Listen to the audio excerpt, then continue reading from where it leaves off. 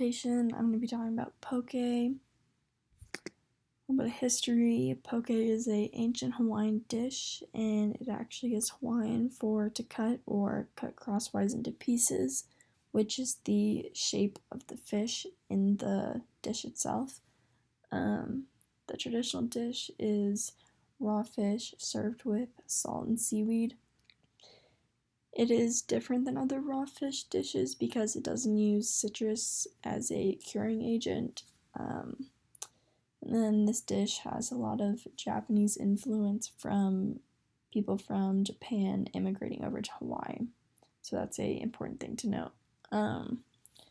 It became popular in the mainland around 2012, and that's where we get our more modern version, if you will. And that's the poke bowl, and that's probably what you think of when you hear poke. And this is actually where the cultural debate comes in about cultural appropriation, and people in the mainland basically rebranding traditional Hawaiian poke into their own thing. This is just a little screen grab from an article I found online about people talking about this issue. Just a whole back and forth on the traditional food not being represented and still being marketed as a Hawaiian dish when it's not even the correct thing. So those are all the main issues surrounding the food. For the nutrient composition, this is just a little random screen grab I found online. This is what you could expect from a poke bowl you order in a restaurant or at the grocery store. Obviously, they're all going to be a little bit different, but this is just an idea of what you can expect. For the health and diseases, poke bowls contain a lot of nutrient-rich foods such as protein and omega-3 fatty acids from the fish, so those are really good for you. It can have high sodium depending on what sauce is used. For instance, if it's soy sauce, there's going to be a lot of sodium, which can raise your blood pressure and lead to heart disease further down the line. And then, of course, raw fish can lead to foodborne illnesses. And then another thing about the fish is that it can be really high in mercury. So if you eat a lot of it very frequently, you can get sick. Next is ensuring the quality. It's important to buy from a reputable source so you know that the fish is coming from a safe place to eat it from. If you're making poke at home, make sure the fish is sashimi grade, again, buying from a reputable seller. And then to check to see if poke you've already purchased is fresh, you're going to want to look at the color and odor of the fish. If the color is not as vibrant, if it's more like gray, and if it smells more fishy or funky, do not eat it. And then the same thing goes for other ingredients. For example, like avocado, edamame. If it looks weird, isn't the right color, has a funny smell, then it's not good. Next is the agricultural information, talking about sustainability, seasonality, and availability.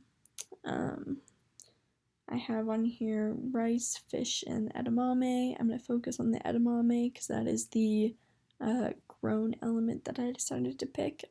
So over here on the right, edamame is very sustainable, actually, unless it's sourced from Brazil, because they cut down a lot of soybean plants, and it's just a little bit less sustainable there. It doesn't take very long to grow because, as I said, edamame is soybeans just in a very young age, so it's easy to, you don't have to wait as long for edamame as you would a soybean, for example. It's like very early on, you cut it down, you have edamame. Next, it is very common and not very expensive at all, and you can find it at all of your grocery stores. Next is how it's prepared.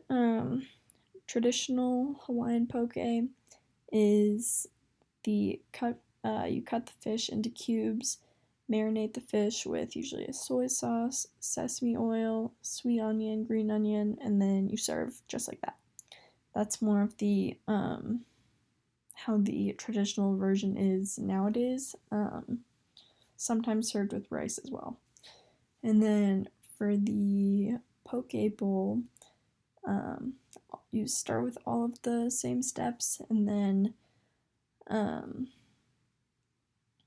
or you can not marinate your fish and just cube it, place on top of rice or greens, both, whatever you're feeling, and then you choose your favorite toppings, add a sauce, and enjoy.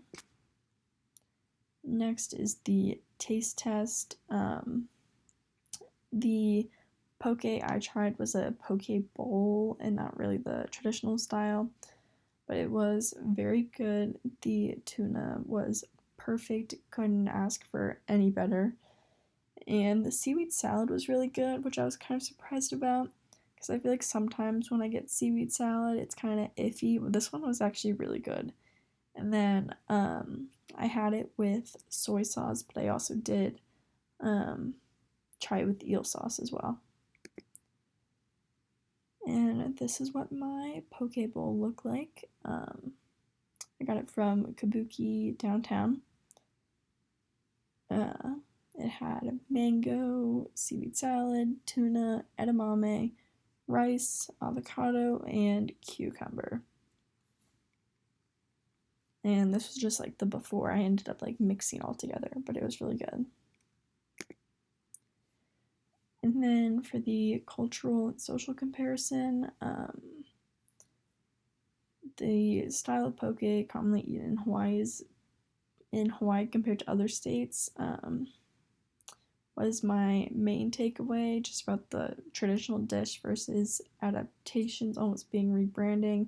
I realized how that was a big problem, and I have had the traditional dish before as well, but I feel like it is very common just to see like the poke bros down on Cumberland and things like that. So I think it is important just to think about the traditional and the adaptation, just to have that in the back of your mind. And then going off of that, just the value that certain foods hold in the country they originated from, that just had me thinking about how the people in Hawaii do value this food very much, and they want to keep it in its original form, but it gets changed. So those were just the main things I was thinking about. Here are my works cited. This is the template thing I used. I don't know. It said to put that in there. I got a little scared, so I left it in. And that's it.